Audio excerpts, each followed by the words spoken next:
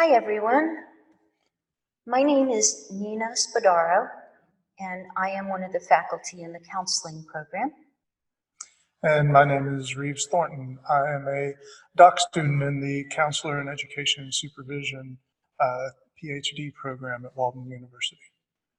And we happen to be married to one another and have a beautiful studio from which we are sending you this video about Tai Chi to refresh personalized interactions every day through mood enhancement, listening, and connection.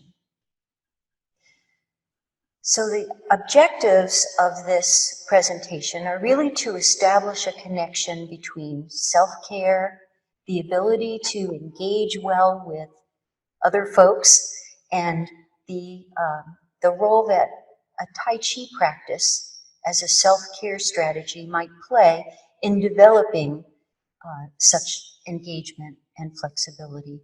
And during the program, what we're going to do is not spend a lot of time on the PowerPoint, but actually spend more time working with you. You can copy us, you can work along with us to doing some Tai Chi exercises.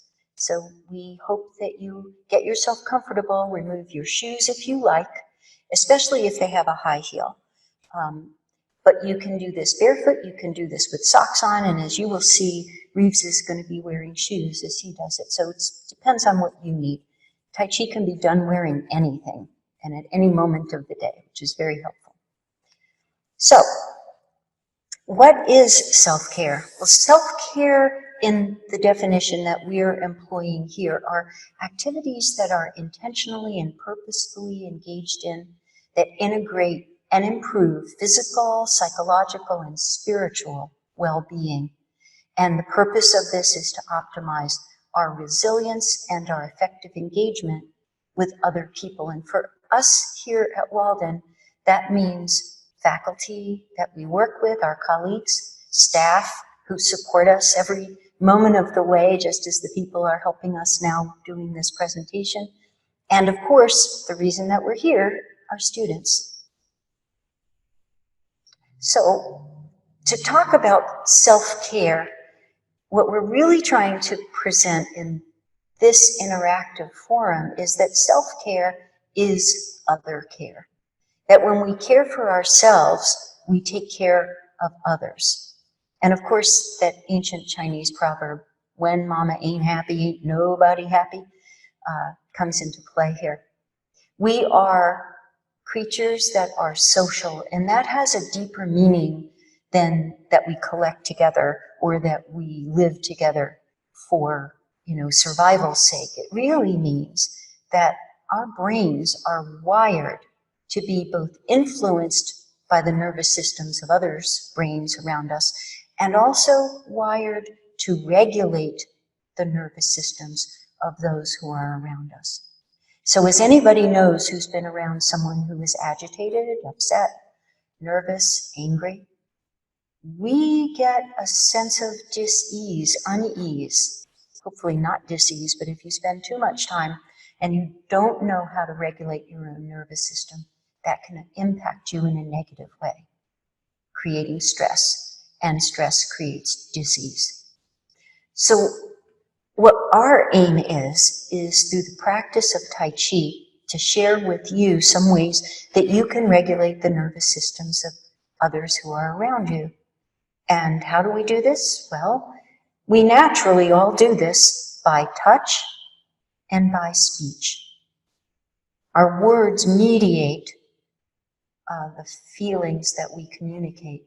The tone of voice tells you how relaxed or calm or tense or nervous a person might be. So, talking about symptoms of compassion fatigue, I think everybody who works hard is aware of them. We get exhausted. We don't want to be around people. In fact, people might invite you to do something fun after work and you say, no, I'd rather stay home. You emotionally might withdraw. You lose that sense of connection with others that when you have it is so nourishing. You have an increased sense of cynicism and a very much decreased sense of being able to cope, that sense of self-efficacy. You think, I just can't handle another thing. And when these conditions are true for us, especially as faculty and as colleagues, we are not necessarily the best people to be around with others. In fact, maybe that sense of wanting to disengage might be wise, because we harm others when we're not regulated and when we have compassion fatigue. So it's important to develop some strategies that fit for you, that are restorative of what we're going to call, on this next slide, compassion satisfaction. So Tai Chi is just one method of self-care, and it may be something that you haven't explored. So we're glad to be able to share it with you. It's something that both Reeves and I have actually been aware of and practiced martial arts since we were very young, both of us. Self-care can develop and maintain optimism, self-efficacy, and this is pretty key, the ability to listen, really hear another human being, the increased capacity for empathy, which means not sympathy, not feeling bad because they're feeling bad, but understanding and being compassionate for how they've arrived at being in this dysregulated state without engaging in that dysregulation. That's what true empathy is about. We also gain more in flexibility, and that could be a double entendre, because of course, when we move, we become flexible. As physical therapists are fond of reminding us, motion is lotion. But in Tai Chi, we also gain flexibility in every single joint of the body. And it's great exercise, but it's so gentle and beautiful that you may forget that you're exercising. And of course, if we walk around with a self-compassionate and satisfied attitude towards the world and others and our lives, then we become the wellness role model for the others with whom we work.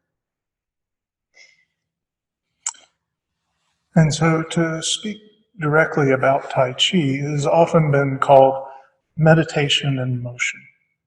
And the sense of meditation in motion is bringing ourselves into the present moment. When we concentrate on the movements and the details of the movements of Tai Chi, it brings us into that present moment and gives us that sense of meditation and frees us from all of the worries and concerns that we may be carrying around with us throughout the day. The definition that Tai Chi practitioners give to the term and concept relaxation is a bit different than what we understand the word to mean here in America and in the West. Typically here, and relaxation means kind of sacked out on the couch or watching Netflix and being relaxed in that sort of way. When we're relaxing in Tai Chi, we are attending to the movements and the motions of Tai Chi, but only using the minimum amount of effort necessary to do those movements, to hold the posture and the structure in our body, and trying to not use any additional force or energy than what is necessary. And from that, then it enhances our balance, because we're not overemphasizing in one direction or the other and not exerting too much energy. And so from the practice of Tai Chi, it really concentrates on this balance in our lives, in our inner spirit, and in our interactions with others. And this brings a sense of quieting to our lives, brings a sense of quieting to our minds, of not exerting too much energy, but just enough. And also ties right into that efficient movement of not overreacting or underreacting, but being able to apply physically, psychologically, emotionally, just the right amount of movement that's necessary for the situation or for the interaction. And to do this, then we cultivate a sense of a systems perspective, of circular movement, of understanding of how one interaction flows into the next and how that affects other systems in the world and in our lives. And so while the outward practice of Tai Chi incorporates these movements and is very flowing, it also affects our inner worlds of our emotions and our psychology and how we interact with others. And so we give that flow back and forth in ourselves and then what we also put out into the world. So as we engage in any mindful movement that is incredibly intentional, we develop self-awareness. And self-awareness means that we notice what our mood is, what our energy is like, and we can then choose to regulate it as we need. Self-awareness is one of those very important qualities that we develop in our children as they grow, so that they can become good citizens. And then they become other aware as time goes on as well. Tai Chi has an amazing ability, especially in the activity that Reeves is going to lead you in a little bit, that we call listening hands, of allowing us a moment, an opportunity to lose our ego, to lose our edges, and to see the other person's perspectives who are in the same space with us, rather than just our own. And this entails listening to others with our whole entire being, our ears, watching with our eyes, feeling with our hearts and our guts, and then, in this case, with our hands as well. So I hope you might have someone with you, or someone that you might try this activity that we're going to introduce to you with later on. And then a very interesting benefit that occurred during a study of Tai Chi with some elderly residents of a nursing home. And Tai Chi is very good for developing physical balance, maintaining it, developing it, and people who often have difficulty balancing and often fall, their risks of falls are decreased tremendously after studying Tai Chi. But an interesting benefit that happened in this one study was that the folks who engaged in the Tai Chi activities for the experiment also reported a deeper sense of social connection with the others who participated. And this is something that I think is sorely needed in our culture today.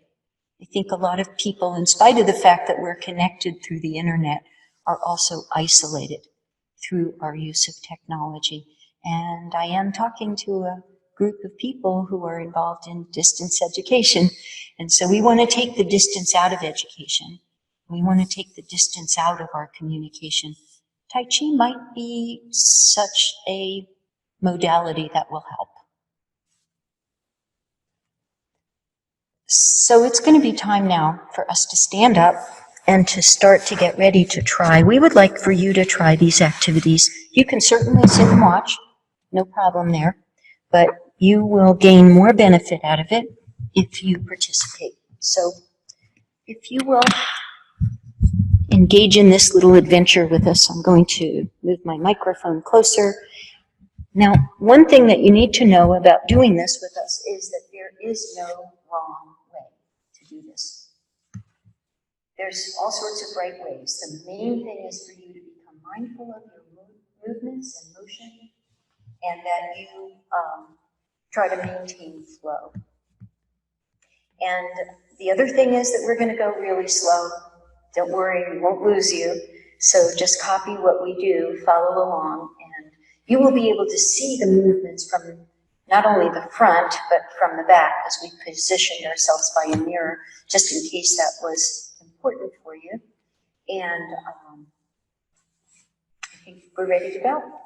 So, if you will first stand with your feet about 4 inches or a fist width apart, And focus on where your feet are connected to the floor. So to find the center of your balance, you're going to first rock forward onto the fronts of your feet and then backwards onto your heels. And as you rock, it's like the swing of a pendulum. You'll rock one direction far and the other direction far, and then eventually you will find the oscillations becoming smaller and smaller, and you'll find the place where your feet are evenly balanced on the floor. And then you're going to try in the other direction, from side to side. You're going to rock from one edge of one foot all the way to the other edge of the other foot. Do this slowly and intentionally, and find the place where you're now in the middle of your foot. And imagine that you, from the top of your head through your whole body, are being pulled up and suspended and held firmly by a very beautiful silver chain all the way to the sky. And see yourself as a droplet of water, slowly burgeoning all of your weight at the bottom of the droplet. And you're just hanging, relaxed and poised on this silver string, with each of your vertebrae lining up one on top of the other, finding the place where your weight can maintain on the center of your foot. Your head is balanced so beautifully that it's the most efficient place to have your head. Either you're raising your chin or you're dropping it. To find that place where the heaviest organ in your body, that brain and your skull, is balanced on top of this beautiful structure that's relaxed and straight, just enough that you can maintain your standing posture. Remembering what Reeve said earlier about efficiency, use only the amount of effort you need to maintain your standing. Notice relaxation in your feet, ankles, knees, hips, lower back, middle back, upper back. And relax your fingers down and feel them becoming heavy. Feel tingling in your fingers and your toes of the warmth and the buzzing of the life energy in you. Feel your shoulders relax. Most of us who work online have a lot of tension we put in our upper backs, necks, and shoulders, and let your breath fill you and cleanse you. Now, from this very balanced position, we're going to teach you a form, and you're going to follow along. And we're going to do this over and over again because it's a very short form. It consists of just the beginning, which is called stepping out, and the end, which is called tiger returns to mountain. So we're just going to do these two movements over and over again, first on one side and then on the other. So follow along the best you can. And at first I will narrate it and tell you what to do, and then we will do it silently. And you just use your eyes. So, and your memory. So, softening with your breath. First, take your nose over your big right toe, and then extend your left foot maybe 2 or 3 inches to the left. And then place your weight slowly on the left side, and then go back to the right and find that central spot. Your fingers, which are heavy and long, graze the floor. Imagine with your mind you can feel the floor beneath your fingertips, and bring your hands in front of your thighs, touching the floor in front of your feet with your imagination. And then feel your wrists being drawn up to the sky, with your elbows dripping down and your shoulders relaxed. Stop that movement at your shoulder height and reach your fingers out to touch the wall in front of you, and bending your knees and bringing your weight down and your hands down beside your hips, bending as far as you can comfortably do so until your thumbs graze the outsides of your hips or thighs. And then your hands reach down for the floor and extend out to each side. This movement is the one, turning your palms up, that increases optimism. And bring your hands to a crisscross position. With your weight over your right, bring your left back to 4 inches apart.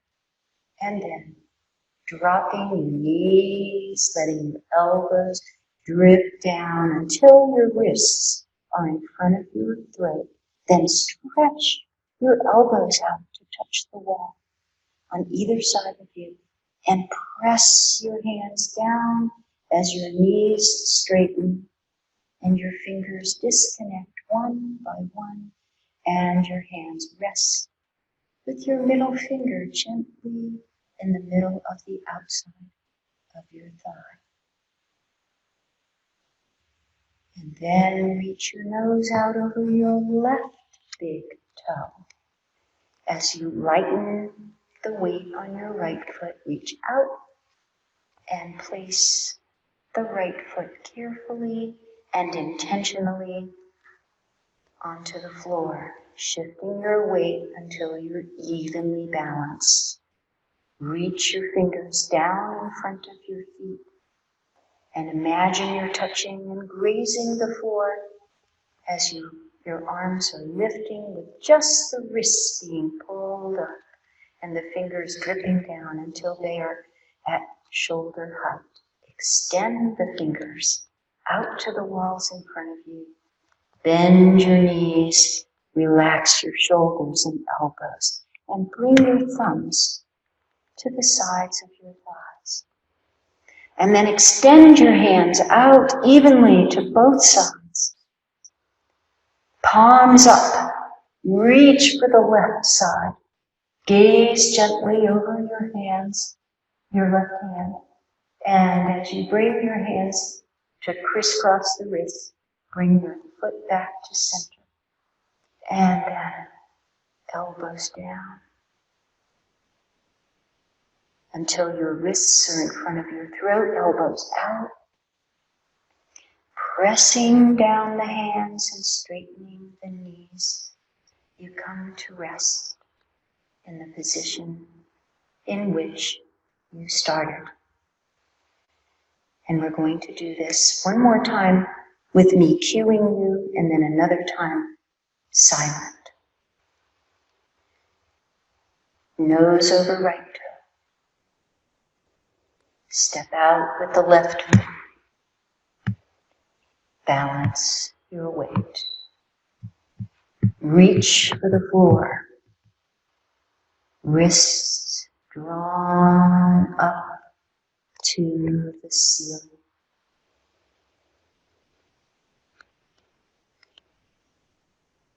Stopped at the shoulder with extend fingers down.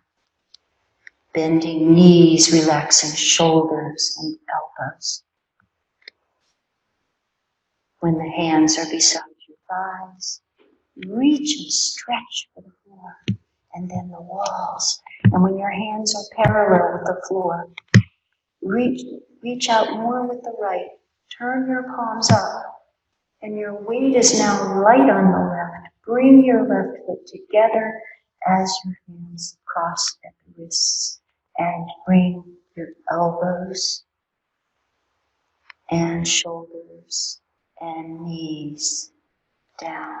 Reach out with the elbows, press and stand, and come to standing. Deep breath and center. One more time to each side, silently.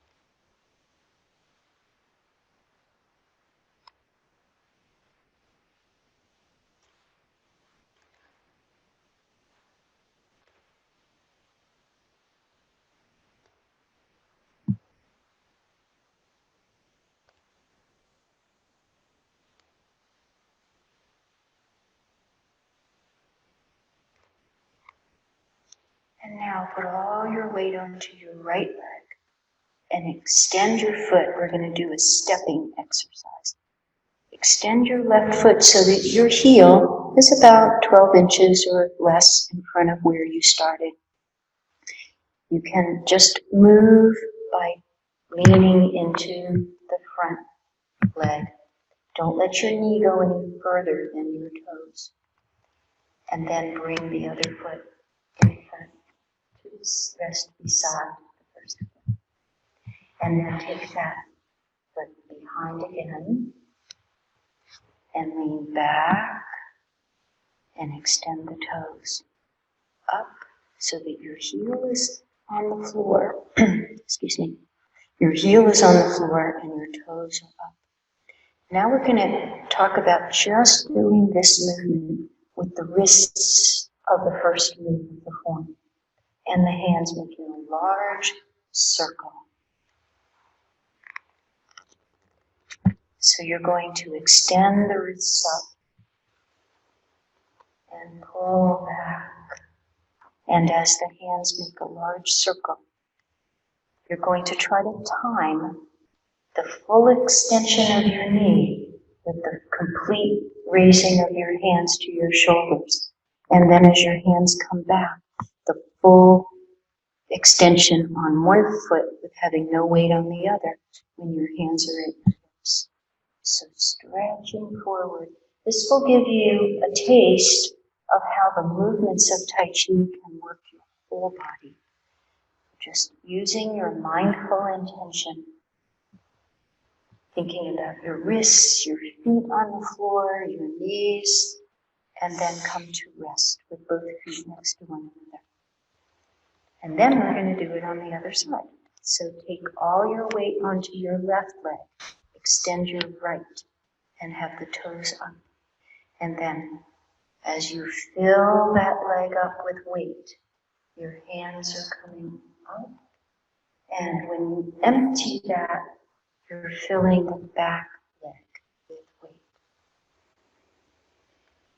Find out where you need to stop with each side, because your body is not perfectly even.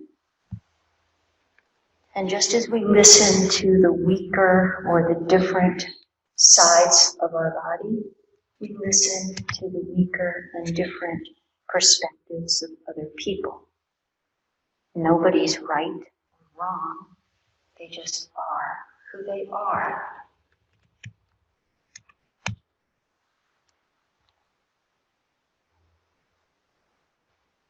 And complete one more circle.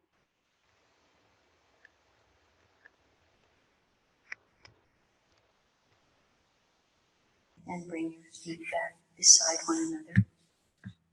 And stand and feel what you have moved and soothed. So our next exercise has been called listening hands or push hands or sticking hands, in Chinese called 推手. The first exercise, and this is just one exercise of many push hands exercises that are in Tai Chi practice, but this is a great way to get the feeling of working with another individual and cultivating those sense of relaxation so that we can listen to our partner.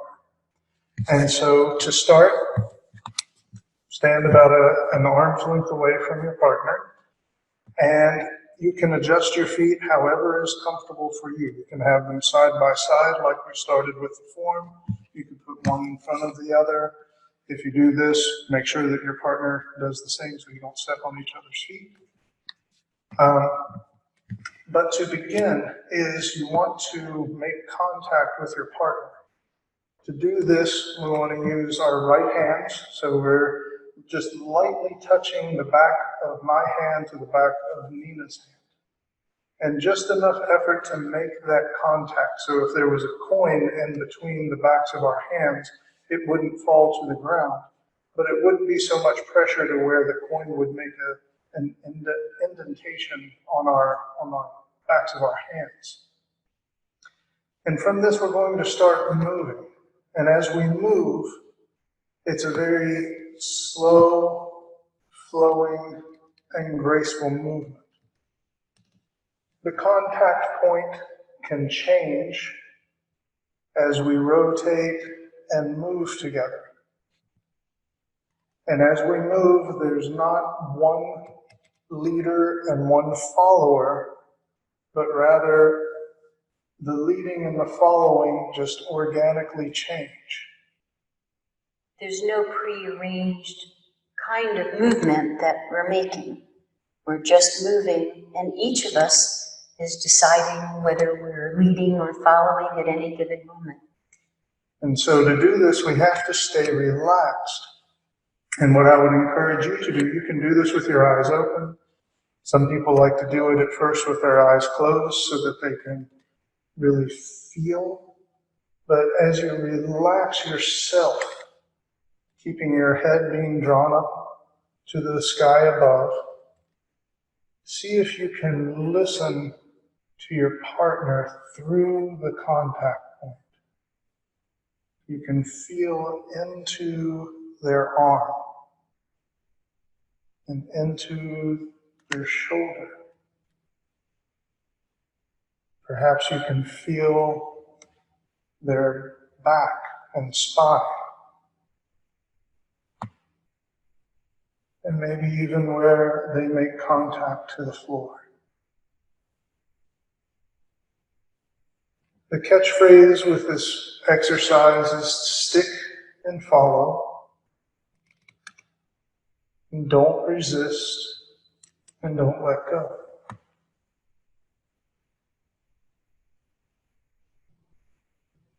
And we'll switch and get our left hands involved now.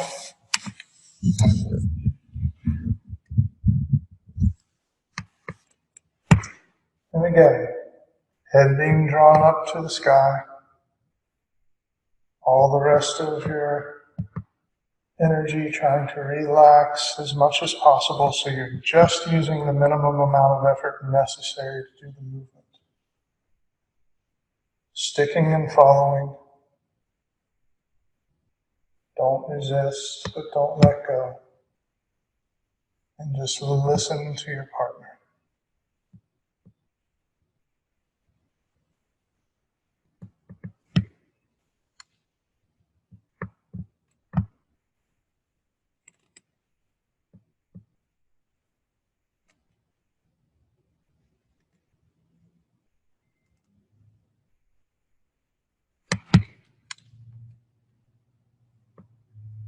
And then for more adventure, I'm going to connect my right to Nina's left, and my left to Nina's right. And for bilateral stimulation and coordination, and a nice challenge, is using both arms. They can go in different patterns, they can go in similar patterns, but again, you just want to listen to what your partner is doing and just flow.